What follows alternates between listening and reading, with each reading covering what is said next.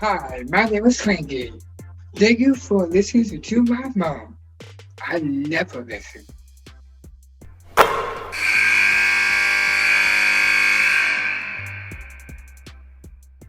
Well, it's a real treat on Nothing But Net when we get to talk to the head coach of Loyola Chicago, Allison Guth, who I've known for many years. Allison, I am so pleased to introduce you to my friend Patrick, who is my version of Sister Jean. Patrick, this is big time. It is so wonderful to meet you via Zoom. Oh, thank you, darling. Thank you. I'm just glad to be here. Patrick's a big basketball fan, and she's anxious, like I am, to learn a little bit more about how it's going. Like your first year at Loyola, what's it been like? How's your team doing? Tell us what's going on. It's been an awesome year.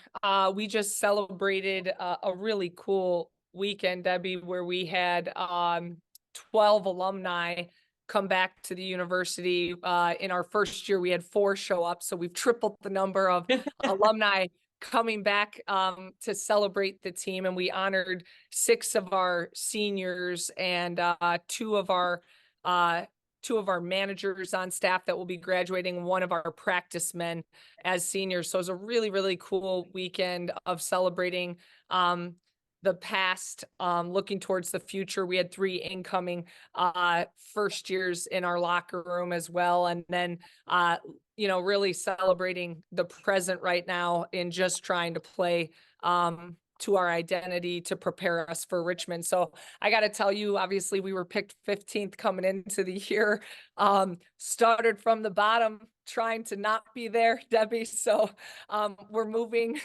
incrementally up the ranking systems, and I feel like at this time of year you're the greatest to ever do this, so you understand it's about playing to your identity and playing your best basketball now. So I'm hoping we can increase some better spacing, take some lessons from Drew Valentine in our men's program, and play some good basketball this weekend against GW going into Richmond.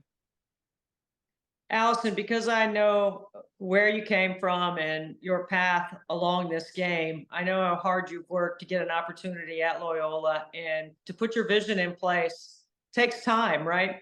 Not all of us can do it as quickly as Kim Mulkey did, right? That's a whole different story. Like her timetable was ridiculous last year in the second year, but tell us about your timetable and where you are and what you're building and the pieces that you see every day that we might miss. Yeah. Um, it's an awesome question, and kudos to Coach Mulkey. Like you said, that an incredible season, and to do it as quickly as she did it. We just for me, culture is about and creating a championship culture after being a part of some of them in terms of the greatest mentors that I had a chance to work for, the Coach Brunos of the world. What Coach McEwen built at Northwestern, what Chris Gobrecht did at Yale and Washington, before that, being around people like that, and what they pour into their programs. I think that championship culture, we talk about culture a lot. It's like the term, but I think it's got to be something that we understand that it's dynamic, it's not static, and it's based on humans, and it's based on people and relationships. And so when you inject new personnel around you as a staff, or you inject new personalities in the locker room, that's when culture, it has to be lived in what you're kind of working towards. And our mission, we're very process driven. We think the results will take care of themselves when we handle our business and stay true to our core values. This is a program, it's real simple for us, Debbie. We value academic integrity, competitive excellence, and social responsibility. And Patrick, I know you're the version of Sister Jean for Debbie there, and I will tell you, for us, out of the years, that I've had the great opportunity to coach under some great mentors and great universities and great conferences. This is the place 19 years ago I fell in love with coaching, and Sister Jean was there then, and it's the one place that represents social responsibility first. And I think that lends really beautifully to building team. And it's a unique time to be in a college coach who has been taught by, the Teresa Grentzes of the world, the Hall of Famers of the world, the old schoolers, if you will, in Doug Bruno and Joe McEwen, and then to be in this world where the transfer portal has affected us, COVID and post-COVID has affected us. And I think the real challenge is to maintain culture and build culture in shorter periods of time.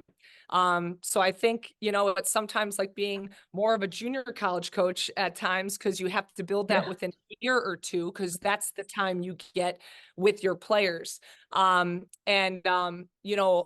still going to stay true to myself and to this university, in which I think there could be a maturation process. We have a huge group of first years. You asked like some things you may not know, but we have 6 incoming first years. That sounds crazy. And I'm positive a lot of people look at it that way, probably because of the portal. The portal's impacted us beautifully with Ali Berg, Alyssa Fisher, and Keika Tharana Hodge-Carr. We've gone from 15 to where we're sitting at 8 right now. And it was instant experience, 2 kids who played in NCAA tournaments. But we inherited a roster of about 7 players. So we needed to put people in here, and there's 6 first years that I think are really going to be good. Are those first years at 18 years old going to get to go up against 24-year-old? Now we're figuring this all out, Debbie. But I think that the pieces that excite me is there's an injection of youth, of excitement, of talent. And there is still a balance of experience that we get to bring back. And the foundation has been set. And that foundation actually was set when we were losing a lot of ball games together in year 1 in the A10. I think you and I talked, at the media day back in the day, and we were talking, and I think Tony Bennett is the one who taught me, you got to find people that you're going to lose with first before you learn how to win with. And that's what we've done with the staff. That's what we've done with the young women who've stayed invested, chose to do their grad years back here, like a Sam Gallinopoulos, who this is her team. And it's exciting now to see some of the foundational pieces of how we want to play basketball and who we want to be as humans start to take flight a little bit. And that's what's exciting right now. To be a Rambler right now is exciting. I think it's exciting because we play for each other, and the chemistry is off the charts, off the floor. And I can't say that over 19 years of coaching. The years, Debbie, you're trying to fight to the end of the season, and you're looking for new life. This is a team I want to coach forever. Like, I want to keep coaching, and I want us to be able to play in postseason, because I don't think we've reached our, full potential yet. Patrick, is she smart or what? I love it. I love when she talks about youth and energy and all the things, they need. I think it's wonderful. What kind of advice would you give to a coach if you were going to give Allison some advice? Oh, just follow what she's doing now, I think. Yeah, she's doing a good job, isn't she? She really is, yes. Yeah, you have to have people in your life that give you inspiration in different ways, right? Patrick does that for me. Although we do enjoy happy hour, I will say that. That's another part. You need both of those things. We do. Patrick's pretty good at happy hour now. Patrick, I love it. What's your choice in happy hour? I got to know. Oh, she likes a good cold beer. Cold beer. Oh, I like it. A cold beer. Nothing like it especially out on the golf course. Nothing like a cold beer. Oh, that's wonderful. Yeah, tell Allison some of the sports you like to play when you were growing up. Oh, I like to play basketball and volleyball. And as I grew older, I was able to play golf. And I got real good at croquet. What's your definition of old? Because I'm sitting next to you and I'm thinking, well, some people might think you're old, but I think you're 90 years young. Yeah, you'll be 92 soon. 92. 92. That is awesome. That is kind of fun. At what age did you pick up croquet? Oh, I was in my 80s. So it's not too late for me. It's not too late for me. Oh, you love it. Oh, I love it. Allison, when you're putting your plan together for your team, you have to do some analytics, but you also have to have a feel. It's like what you said about surrounding yourself with the kind of people you want to be around, right? I want to be around Patrick because she gives me perspective and keeps me grounded. And she does serve a really good cold beer once in a while. You know, when you're, it seems simple, but as busy and as, you know, arduous our lives can seem, it really needs to be more simple, right? How do you keep it simple? Because I know you're a big, huge thinker, and I know your vision is wide. And sometimes, you know, when you're intellectually out there, but you know you got to keep it real, right? How do you do it? Such a cool question, and no one's ever asked me that. And I'll take a compliment from Debbie saying I'm a great thinker. I'm just going to run with that. I don't even know if I agree with you, but I'm gonna say I'm gonna say okay. But I'm gonna say I love your question about it's interesting because you use the word simplify, and if I were to stay in my mind about it, Debbie, that would be in my coaching mind, and I would be saying it's in the way we simplify, you know, playing to our strengths at this time of year. You got to know yourself. I think there's enough film and with synergy and everything out there, we can scout the shenanigans out of people and Yeah. understand our opponent, but you have to know thyself and what you are and how you're going to play. Like, you got to know the soul of the team and how you're going to steal it, but how can you do that? Actually, how can you function? So that's the simplifying. But I think your question was actually cooler and more powerful because it was more keeping it real about prioritizing your life in a sane way. And that's what I think the question really was on. And that's why I think I identify when I describe, you know, this place. I have often found, you know, college basketball, and Debbie, you're a huge part of it for me because I remember my background is in business. So I studied accounting, econ, finance in college and was working for a Fortune 500 company out in Denver, Colorado, when I got a call to come coach. And Coach Grentz didn't want me to do it. She said, "You're crazy." At that time, she called me Goose, and she goes, "You're crazy, Goose. This life is insane. You've got it made. You stay out there in the mountains. You do what you're doing." And, you know, I came on one interview and walked around the place, felt the energy, and told my mom and dad, I said, "I'm turning in the company car. I'm going to give them a cell phone. I'm going to take half the salary. I'm buying a bike and I'm moving to Chicago. Aren't you so proud of me?"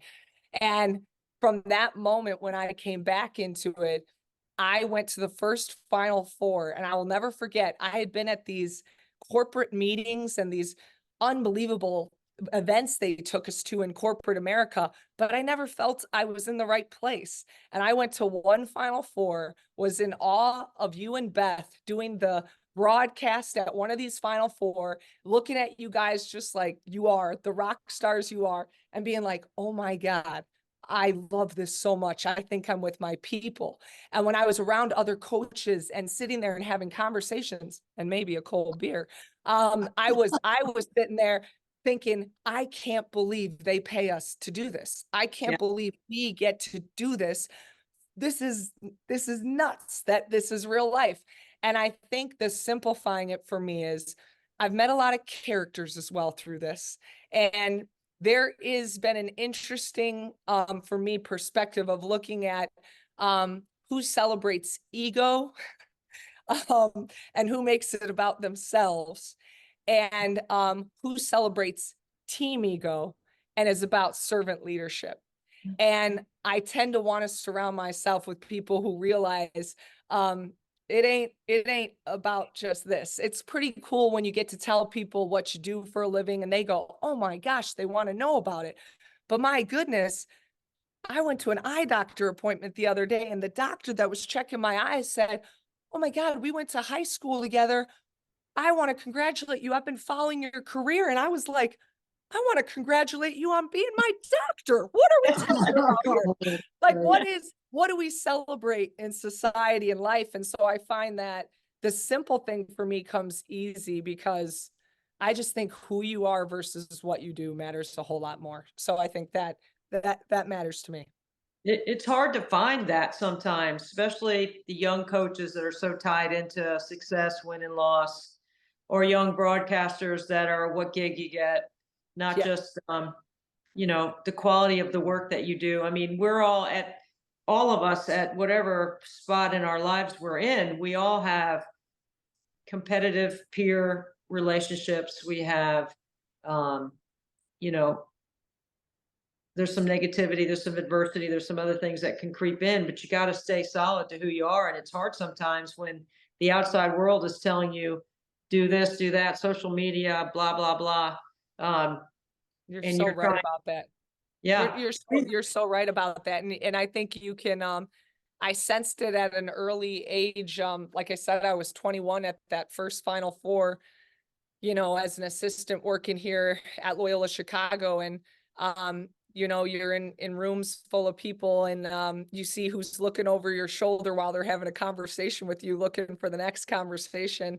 And then you have people that you met along the way that they were just the salt of the earth human beings like you, Debbie, that were like, Thank you. that's what you want to be around. And I'll never forget that. And I've been fortunate enough because I've been poured into people like that, and then been able to do the same along the way. And it's, I don't think it's hard. I really don't think it's hard to keep it simple. I think you're right.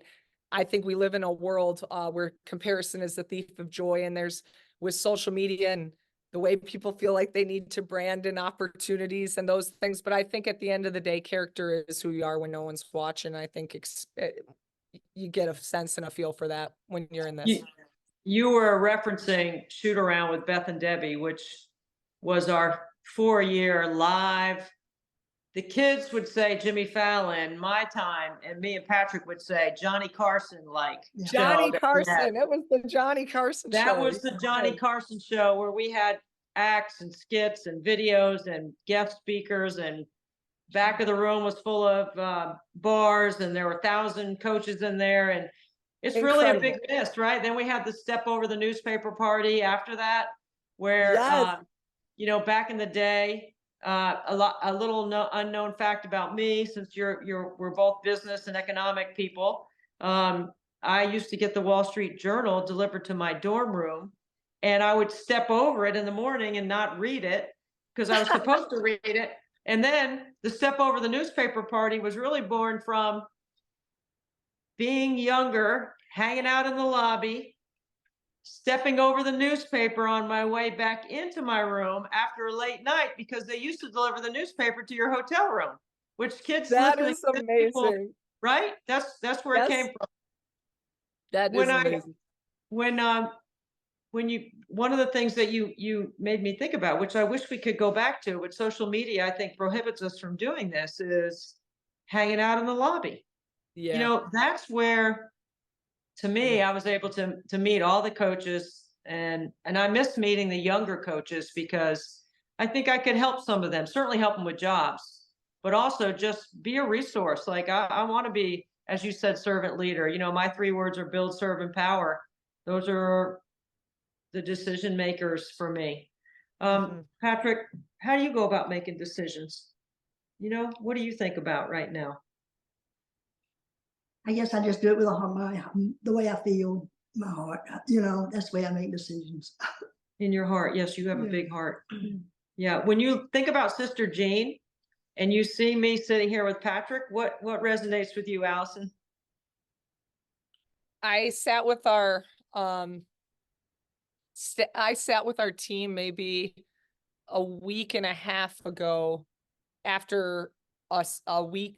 I want to say, yes, it was a weekend practice. It was a Saturday morning, and I was getting here about, I think, like 7 o'clock, because I like to get a nice little run in before, get my mind right before I conquer the day with practice and all those things. And as I was coming in, Sister Jean was literally rolling up, and I stopped outside, and Sister Jean and I had a short conversation, and I said, how's my favorite lady on campus? And she said, oh, Coach, I'm doing great today. How are you? And I said, you know, trying to get this team to make more shots. If you could say a few prayers for me, you know, while I was walking in. And I said, tell me what you got going on in campus. And she said, I get to, you know, go to a wedding today. So right here at Madonna de la Strada, one of our gorgeous chapels on campus, she was going to get to go to the wedding of one of her former students.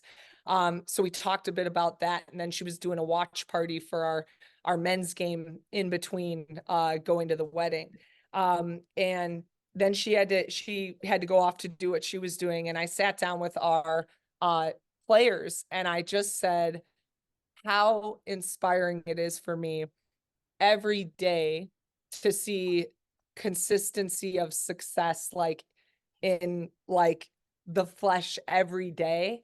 And I say this because it's like Sister Jean is 104 and is in her office every day to serve and be connected with our students. Mhm. And if you ask me where, if I was blessed enough with that time, would I be in my office every day at 104 in doing what she's doing? I said the level of consistency, and we actually took time and we multiplied it, and we had, even my smartest kid couldn't get it, but I don't know the number. We're gonna have to look up the number now, but how many days of life she's lived, and that commitment to that type of just care of wanting to be there and show up. And when she's in her office, there is a student there, and when she's dropping knowledge I can't even describe. It's incredible to sit and to learn from her stories, and particularly to be a woman. She told me a story this year at an event about being a nun in LA while the Dodgers were winning their first World Series. And when she was at the table, she was describing that she got in trouble from one of the head priests because she allowed all of her students to bring in their radios and listen to the LA Dodgers being in the World Series. And the head priest came in and scolded her and said, "This is totally inappropriate." And she stood firm and said, "They will never see this championship ever again. The Dodgers will not be in this World Series." Put her foot down. And it was the coolest. Like, I get goosebumps stories because it's just like what she stands for and who she is. And I mean, it's incredible when we talk about, like, and Debbie, you see the best of the best do what they do in this world of sport. Consistency is the difference maker at the level of doing something Right. at the highest quality level.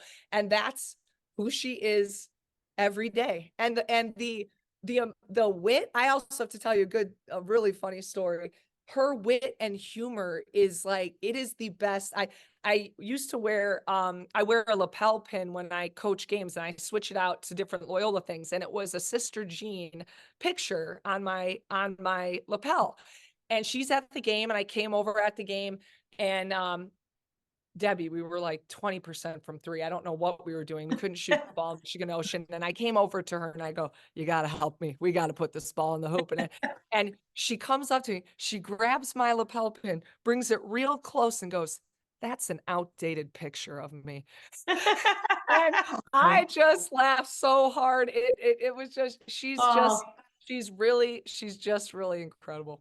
It's really fun to be around her. We did have her on the podcast a couple of years ago, and How it cool. was hard to let her go because we were on with her for over an hour and she had story after story, and it was so compelling. And Seth Davis wrote the most brilliant book about her, and I did read it, and I'm going to share it with Patrick because I think she would love it. Patrick, is there anything else you'd like to share with Allison before we go? No, but it's been a pleasure. You got Patrick, another- it was awesome meeting you. Patrick loves Coach K. Oh, What do you think about Allison? She going to be all right? Oh, I think she'll be fine.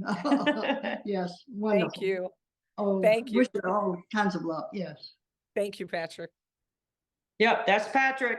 That's Allison. This is Nothing But Net. Thank you so much for being with us. What a pleasure. It was awesome, guys. Thanks so much.